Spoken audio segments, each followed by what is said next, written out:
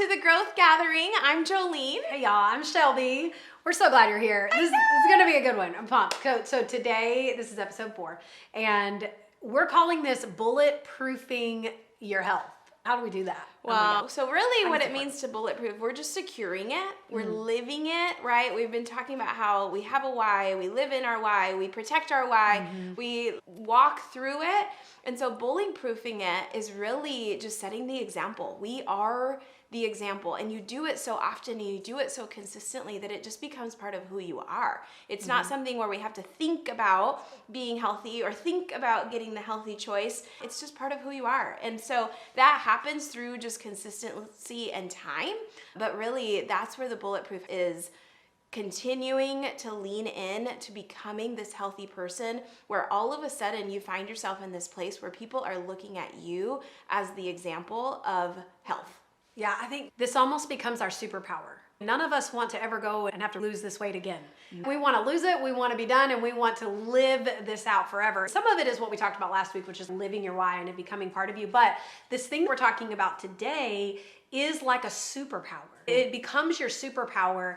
It's the idea of what we say, there's no dieting in the dark. There's no having health goals in the dark. When we get it in the light, that I think that's where the power is, because you become the example. And I think people start to look to you. Maybe that means you're the one they can count on to bring the healthy dish. And so I knew that this shift happened for me personally when I was on my journey, and my family for 15 years had known me as the obese one. We had a blast at buffets. It became ingrained in who we were. So when I started to change, it was a little bit uncomfortable for everybody at first. And I had to hold that ground. I mean, I had to fight tooth and nail. Basically use all the things we talked about in the first 3 episodes of this why, like having that strong why to carry me through. But then somewhere along the way, it shifted. I just became the authority on the topic. I wasn't even at my goal yet. It's just I had showed up consistently enough. It was like Thanksgiving after Thanksgiving. I was the one bringing the healthy mashed cauliflower. I was trying to show my family that these healthy versions of these meals we used to love so much, there can be a healthy option and it's actually good. And they were starting to see me transform. And so it's like I was the living example. Then the really cool thing that happened is everybody was like, I want that too. You know what I mean? I love your story contagious. I love your story about the pantry. Yes. So I will say it does become contagious. And I remember a time in my health where I would have never thought of myself as the healthy one or the one that brings the healthy things. And so you just evolve into this person. You start becoming the example. You start showing up that way. And when you do it so consistently, it really does become part of who you are. So I will say my husband, one day I was like, I have arrived. Because one day he walked into the pantry, and y'all know it wasn't lunchtime or dinner time. It was like mid-afternoon. We just grazed snacky hour. Little snacky snack. He walks into the pantry, walks back out. Ours is like a little walk-in.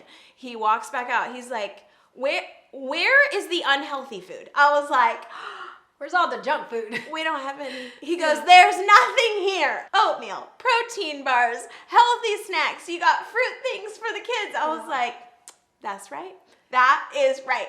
I am the gatekeeper at our home because I don't bring in the healthy things. But it was just this realization of, as I'm transforming my life and becoming this healthy version, it does ripple effect into not just who you are, but the people around you, right? And so it's not to say that we don't ever have Doritos in our pantry, but those are not norms for us, whereas they did used to be. And so you start bringing the healthy dish to the potluck. Walk past the teacher's lounge instead of walking in and seeing what snacks they have in there. You start ordering, really it's just a normal thing to go to a restaurant and modify the order and not apologize for it. I literally tell myself, I'm paying for this. I'm gonna pay for what I want. I have gone to restaurants now and friends are like, hey, how do I make this a little healthier? What are you getting? Because all I see is fried and my eyes don't see that. I see how I can change something or what questions I might need to ask to really be something that serves me, a meal that serves me and what I desire and how I want to feel. Like what you order at lunch directly correlates to how you're gonna feel that day. I want to show up my best.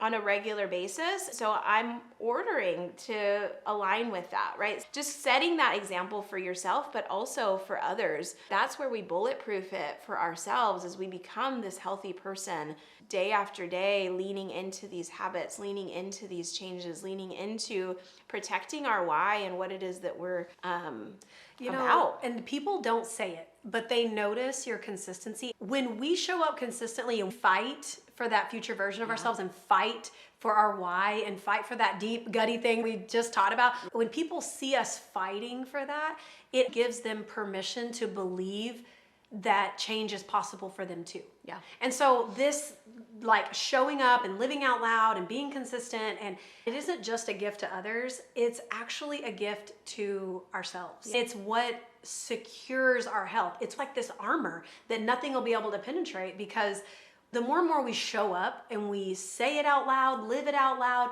keep our promise to ourselves, the more we do that, the more we create a conviction inside of us that this is who we are.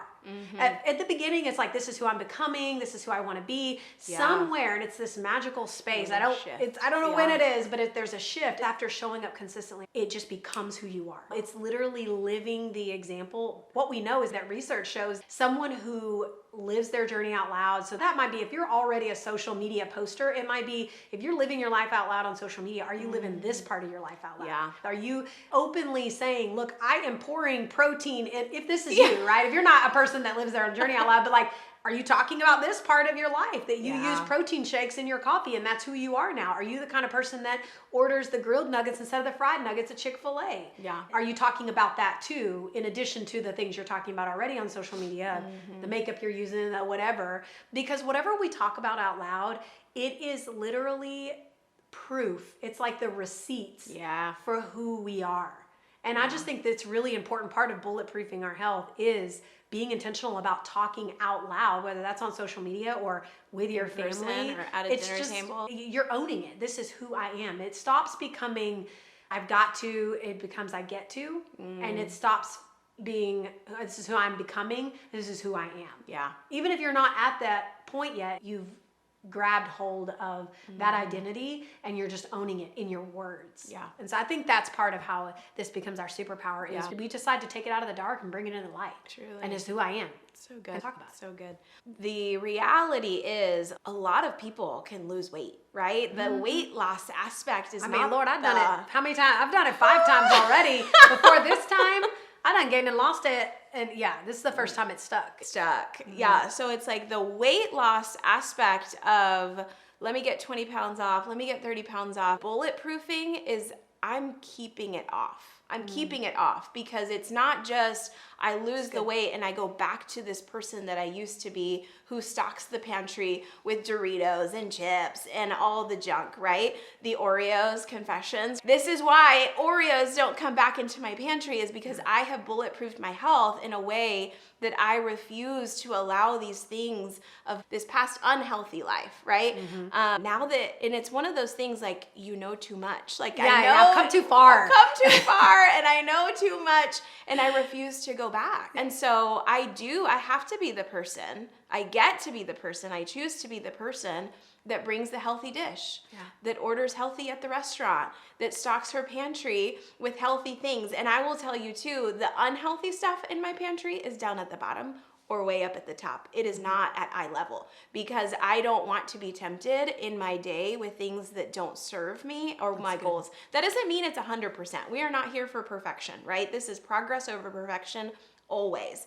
There are things in my day-to-day that I have to consistently do, that we get to consistently do to bulletproof and to secure it so that we don't go back.